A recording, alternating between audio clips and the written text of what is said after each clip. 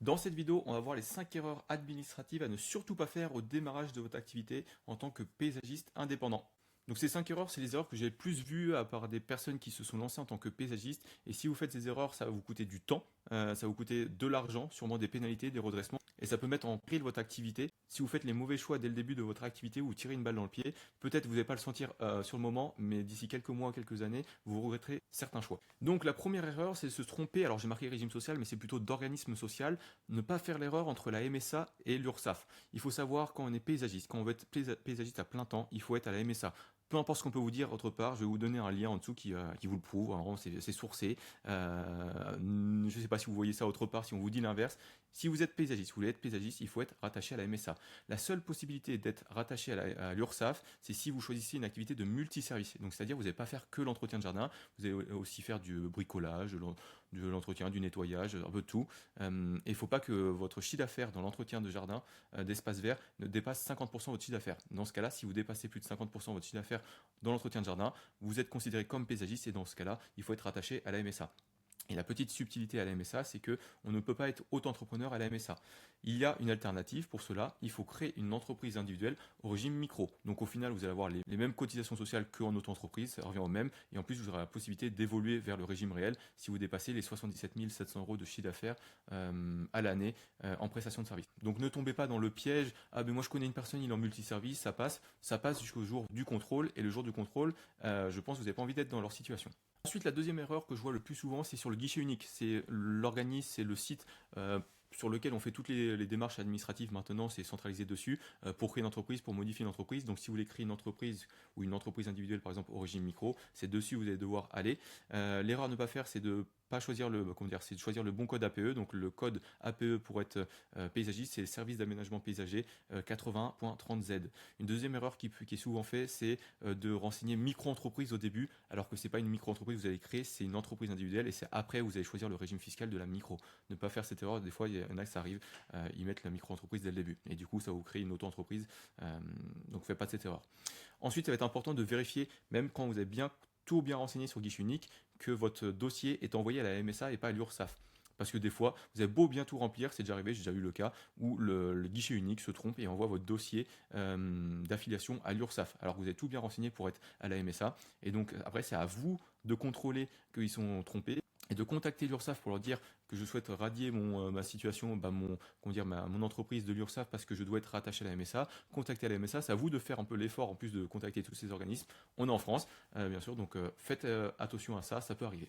Ensuite, la troisième erreur qui est possible de faire, qu'il ne faut pas faire en tout cas, c'est de mal gérer son affiliation à la MSA. Parce qu'une fois que vous avez renseigné votre dossier de création d'entreprise au guichet unique, quand tout se passe bien, votre dossier est envoyé à la MSA. Ensuite, la MSA, qu'est-ce qu'ils vont faire? Ils vont vous envoyer un dossier d'affiliation. Donc, c'est un dossier que vous devez remplir pour pouvoir être affilié à la MSA.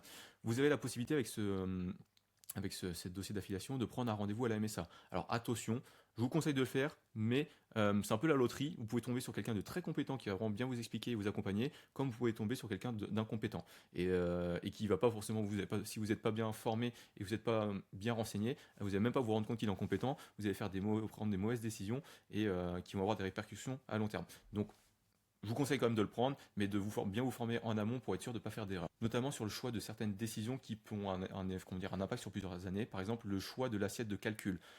Je ne vais pas rentrer dans le détail, mais à la MSA, c'est un peu plus compliqué que l'URSSAF pour le calcul des cotisations sociales. Ça se base soit sur une assiette annuelle, soit sur une assiette triennale. Donc, posez bien des questions à votre conseiller pour bien comprendre et faire le bon choix.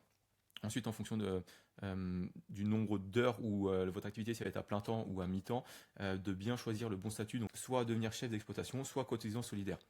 Donc ça va dépendre par rapport à votre volume d'activité, l'estimation, l'heure d'estimer. Si vous êtes à plus de 1200 heures, vous êtes chef d'exploitation, donc vous allez avoir un calcul classique des cotisations sociales. Si vous estimez faire moins de 1200 heures, vous serez cotisant solidaire, donc là vous paierez moins de cotisations sociales, c'est un autre calcul. Et donc ça va être important aussi, une fois que vous êtes bien affilié à la MSA, de bien créer votre espace en ligne pour pouvoir par exemple déclarer votre chiffre d'affaires tous les mois ou tous les 3 mois, je crois, pour toucher la prime d'activité. Si jamais vous êtes en démarrage d'activité, vous n'avez pas un gros chiffre d'affaires, vous avez la possibilité d'avoir une prime d'activité, mais après ça ne sert pas qu'à ça sert aussi à avoir un espace de messagerie pour directement les contacter à la MSA. Vous allez recevoir vos documents, vos appels de cotisation directement dessus. Bref, c'est là-dessus que vous allez gérer les différents services liés à la MSA. Ensuite, la quatrième erreur à ne pas faire, c'est négliger la comptabilité qui est minimale en micro. Ne faites pas l'erreur de croire, ok, je crée une micro-entreprise. Alors, c'est pas une micro-entreprise, mais une entreprise individuelle au régime fiscal de la micro. Ça ne veut pas dire que vous avez zéro comptabilité à faire. Vous avez quand même une petite comptabilité à faire et c'est important de la tenir en cas de contrôle. Vos obligations légales de comptabilité, ou je ne sais pas si on appelle ça la comptabilité, mais les choses à faire quand vous êtes au régime micro, c'est avoir un registre des achats, donc toutes vos dépenses pour du matériel, le bien, le répertorier dans un registre des achats. En plus, je crois, en partir de 2026, ça va devenir un peu plus strict et il faudra que ça soit conforme parce que là, jusqu'à présent, il suffisait juste d'avoir un petit Excel et vous un peu le teniez comme vous voulez. Il fallait juste, voilà, en cas de contrôle, de prouver que vous avez tenu chaque mois un registre des achats. À partir de 2026, il me semble, alors ça a confirmé, je refais une vidéo dessus, mais il y aura ça sera plus strict et il faudra respecter certains critères. Ensuite, deuxième chose à tenir, c'est un livre des recettes, donc tous vos chiffres d'affaires, chaque encaissement détaillé avec les dates, que ça doit être daté avec les pièces justificatives. Et pour la TVA, si vous êtes à la TVA, ça va être important de bien conserver l'ensemble de vos factures et de bien la déclarer à chaque échéance. D'ailleurs, c'est la cinquième erreur, ne pas bâcler vos déclarations fiscales, donc la TVA s'en fait partie. Je vous conseille, si vous mettez la TVA, de prendre la TVA mensuelle. Vous avez le choix entre différentes échéances, soit mensuelle, trimestrielle ou annuelle. Je vous recommande de choisir celle qui est mensuelle. Et donc tous les mois, il faudra déclarer votre TVA. Ce sera important dans votre comptabilité de calculer de la somme de votre TVA collectée vs la TVA déductible, la TVA sur les immobilisations, et donc de bien déclarer tous les mois, parce que sinon vous allez avoir des retards et donc des pénalités qui sont automatiques. La deuxième déclaration fiscale, c'est vrai qu'à la MSA, au moins on le fait qu'une fois par an, c'est lors de votre déclaration de revenus, il va falloir déclarer votre revenu lié à votre activité dans votre déclaration de revenus, et ensuite cette information-là sera automatiquement envoyée à la MSA, et c'est là-dessus que la MSA va faire son calcul de cotisation sociale.